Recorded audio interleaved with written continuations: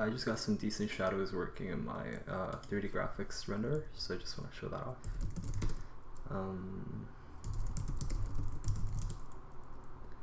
Right, so this here is the scene that I was working with.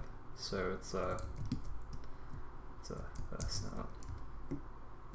cool little 3D scene, and previously there was no shadows, but there's like a directional light.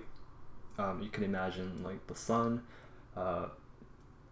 like shining light from this angle down onto this scene. So anything that's, you know, being hit by the light is lit, and anything that isn't is it's in a shadow, right? So here the ground, for example, it's the wall here is, you know, it's covering the light, so light can't reach this surface, so that's why it's darker. But for example, this surface here, because the light is able to hit that surface, it's lit up, and you can see it follows the edges of the roof as well, so you can kind of see the pattern on the side of the wall. And if we go into between these alcoves, pillars, I don't know, you can see, because part of the surface here is able to, the light's able to reach that surface, so it's lit up.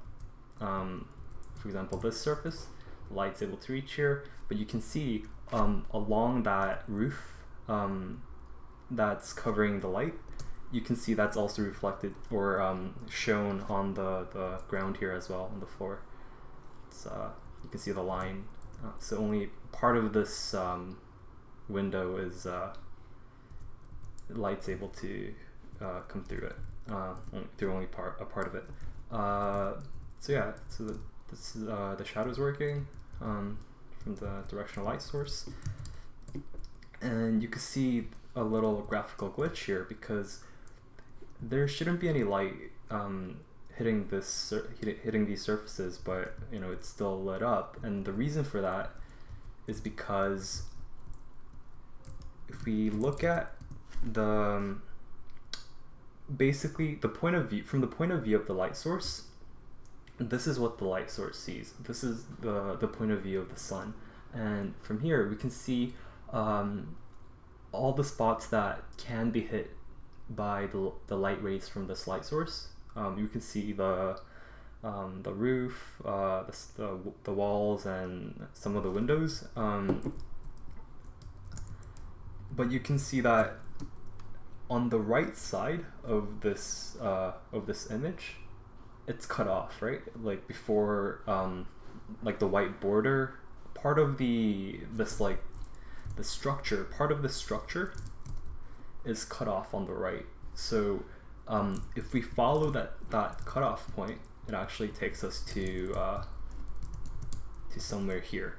So we're not actually doing any shadow calculations for these surfaces because it's not even within the point of within sight of our light source, basically. So a solution might be to just make the light source have a wider view, so it encompasses all of the structure. Another solution may be to place multiple of these like shadow maps, so we can have multiple views set up from the light source. So we're covering all the surfaces that require shadows. Yeah, that's pretty much the shadows implemented.